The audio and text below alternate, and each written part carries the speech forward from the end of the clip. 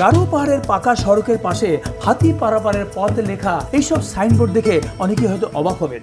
এই রাস্তা দিয়েই অধিকাংশ সময় আমন ও বোরো মৌসুমে বন্য হাতির দল লোকালয়ে প্রবেশ করে। পাহাড়ে খাদ্যের সংকট, এই কারণেই মূলত হাতিগুলো সমতল ভূমিতে নেমে আসে, ফসলের ক্ষেতে হানা দেয়। ময়মনসিংহের বন বিভাগে 2010 থেকে এই পর্যন্ত হাতি দ্বারা ক্ষতিগ্রস্ত হয়েছেন 32 জন, 45 জন মানুষের মৃত্যু হয়েছে এবং প্রাণ হারিয়েছে 36টি হাতি।